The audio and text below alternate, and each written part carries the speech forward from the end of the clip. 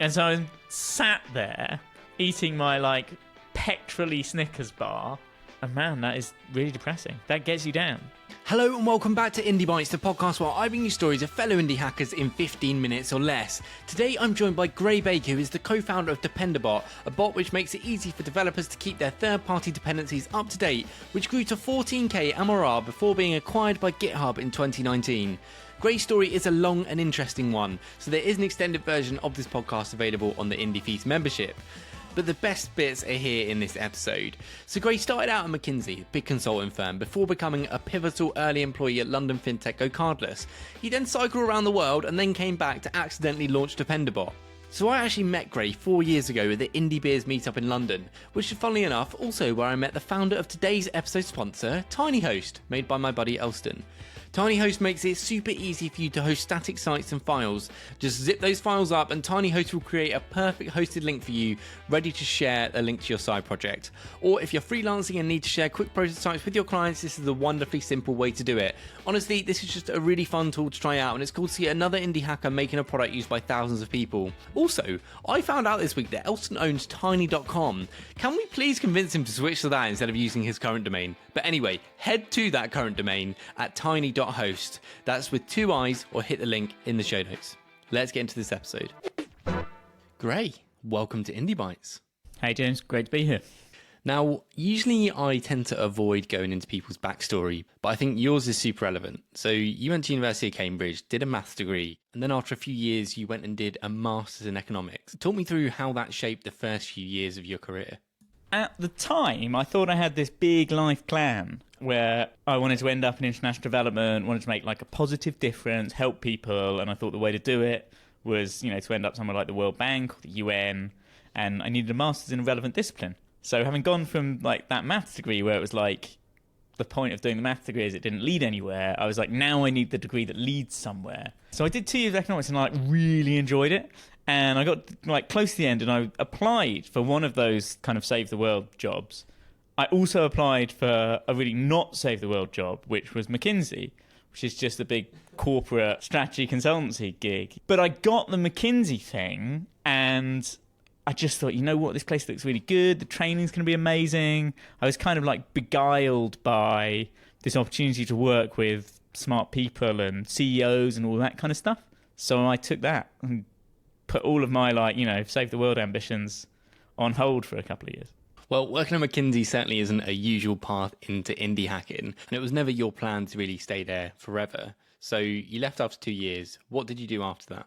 I was leaving McKinsey and I was like, I'm going to learn how to start a thing. And I thought I was going to start something where I did rental furniture for people that were moving in flats but wanted to be able to rent their furniture as well. It's a terrible idea. Turns out has massive capital investment problems, and I didn't have any capital. So I canned that one and realized that the way that you do a startup if you are poor is you learn how to code, because writing code is kind of it just costs you your time, and I had loads of time but no money. So I sat in a library teaching myself how to code for 6 months, and I sat there with this pile of books on how to program in Python and JavaScript, and then I had a book on CSS and had a book on regular expressions and had a book on Git, and I read all of them, and I kind of got good enough to be dangerous, and then got to the point where I was like, okay, well now I need an actual idea to build. I got the skills to build, but I don't actually have an idea. I actually thought, Gray, that you were someone that had coded since they were young.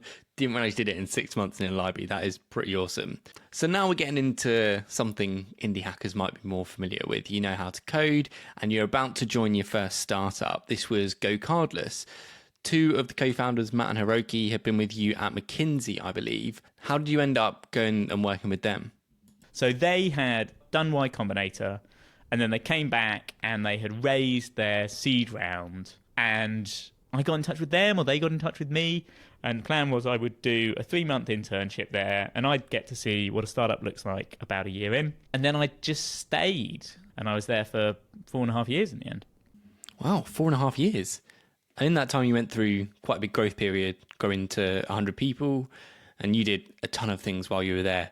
Talk me through some of that growth period, Gray. So we were 6 people and had just kind of started offering this service at businesses. There were a few hundred of them using it, and it was taking off. People that used it loved it, but most people had never heard of it. We didn't have some great plan. But then in terms of growth, you're just riding this wave. You're constantly trying to make the customers that you have advocates, and then make the customers that they bring in advocates as well. And that's how you get this compounding growth. We never had a big secret about how we were going to get folks in. We were never brilliant at the distribution side. We retrofitted marketing and sales to the company later.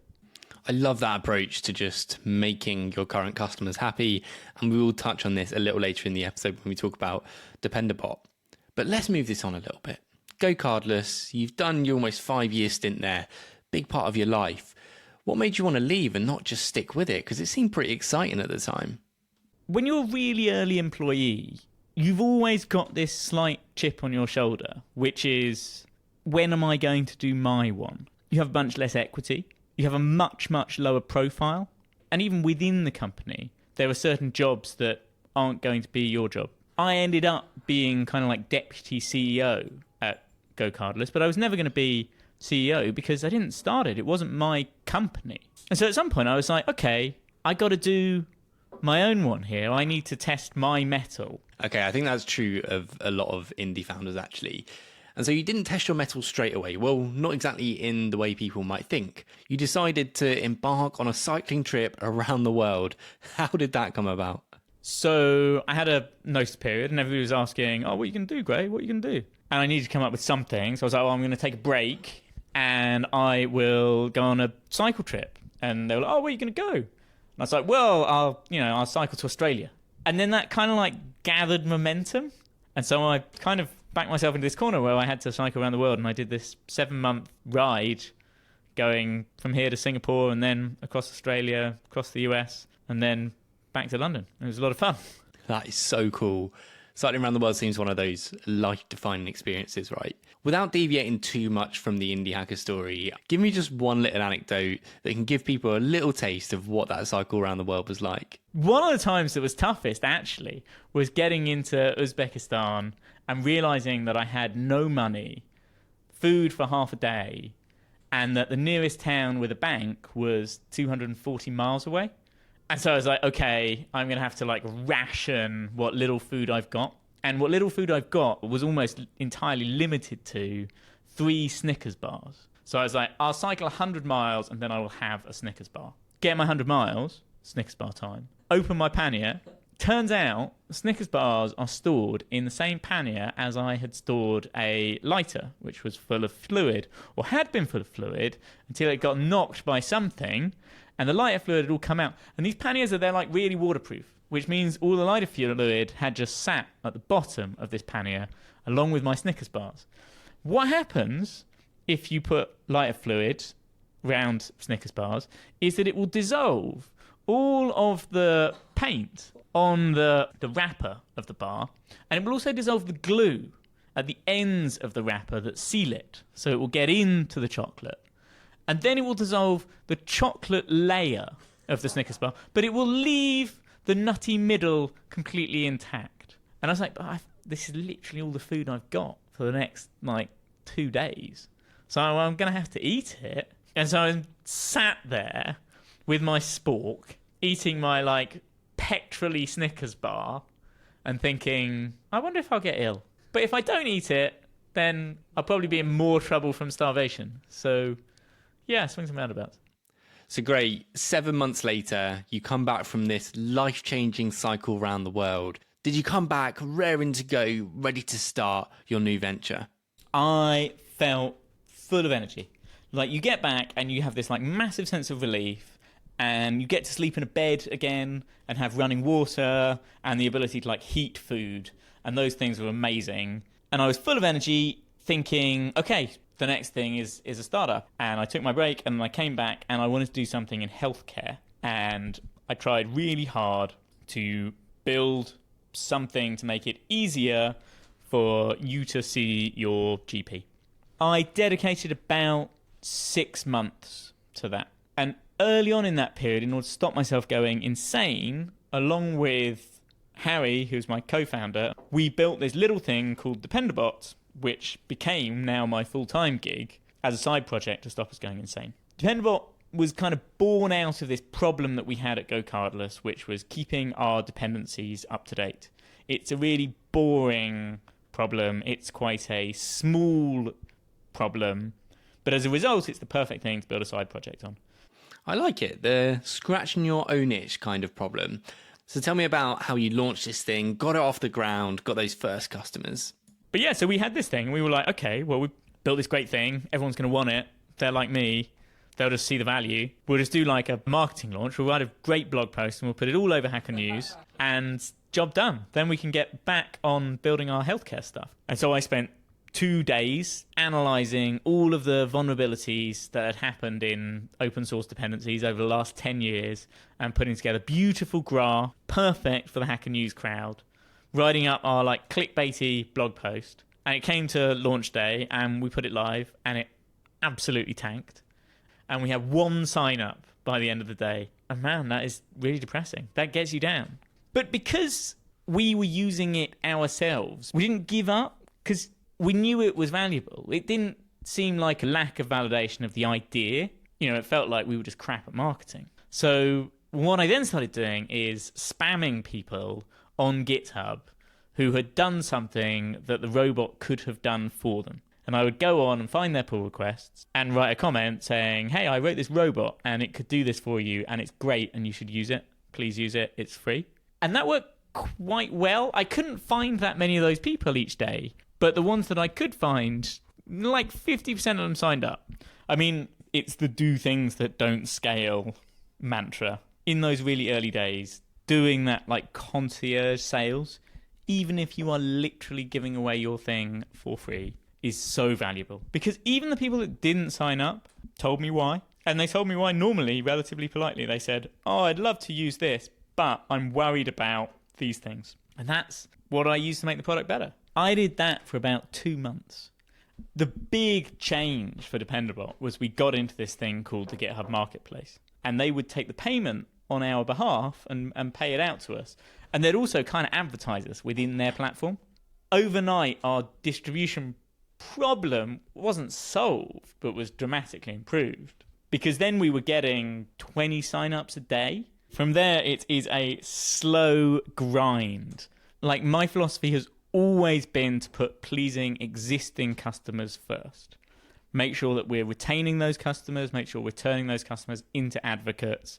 And then with any extra time I have, that's when I think about, okay, how can we distribute to others? How can we make people that have never heard of this aware of it? We're really word of mouth driven. And that works in developer tools.